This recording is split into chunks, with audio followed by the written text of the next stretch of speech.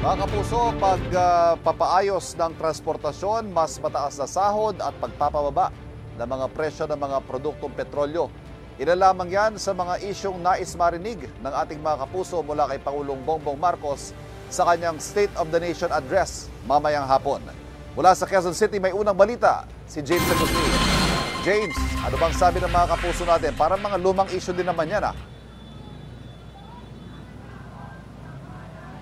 Ivan, good morning. Nagsasagawa ngayon ng kilos protesta ang mga miyembro ng grupong Bayan Southern Tagalog sa bahaging ito ng Commonwealth Avenue dito sa area ng Philcoa. Pasado alas 6:30 ng umaga nang magsimula ang kanilang programa kanina. Ito'y patikim pa lang daw sa mas malaki ang kilos protesta mamayang hapon. Daladala ng grupo ang dalawang effigy na binansagan nilang Zombie BM at Sara Nanggal.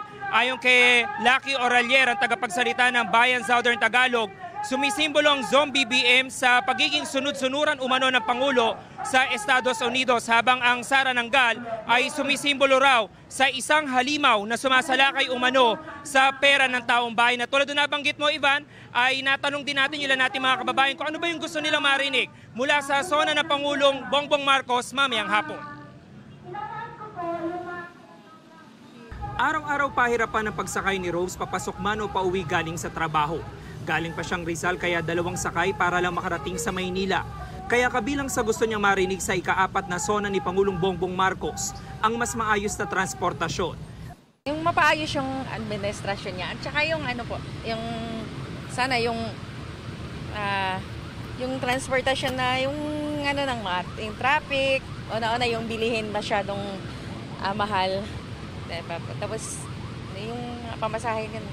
Ganyan din ang hiling ng first-year college student na si Cassie. About po sa commute po, which is dapat maayos po kasi sobrang tagal po makasakay eh.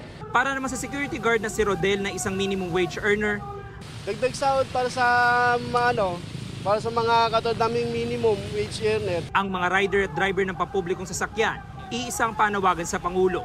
Panguna-una gusto namin marinig yan, kami mga rider, bababa yung gasolina. At saka pangalawa, yung pinangako niya na hindi pa siya nanalo, hindi pa siya nakaupo, dapat malapit na siya magtatapos ng termino niya, ay dapat matutupad niya kahit sandali lang yung pangako niya tungkol doon sa bigas. Yung pagbaba po ng mga langis dahil ang hirap na ho ng biyahe, taas ng mga bilihin. Kung ang construction worker na si Jong ang tatanungin, wala siyang gustong marinig mula sa SONA. Wala. Bakit? Puro pangako lang yan. Problemahin ko pa yung problema nila eh. Problemahin ko yung sarili ko.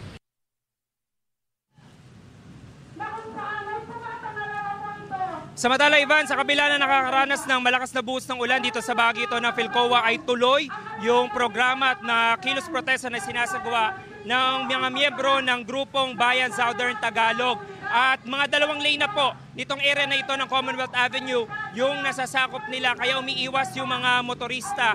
At mahaba-haba itong linya na ito ng mga nagsasagawa ng kilos protesta ngayong umaga. At sa impormasyon na nakuha natin ay pasado alas 8 ngayong umaga ay magtatapos yung sinasagawa nilang kilos protesta at susunugin din nila yung daladala nilang dalawang effigy dito sa lugar. Yan muna yung latest mula rito sa Quezon City. Ako po si James Agustin para sa GMA Integrated News.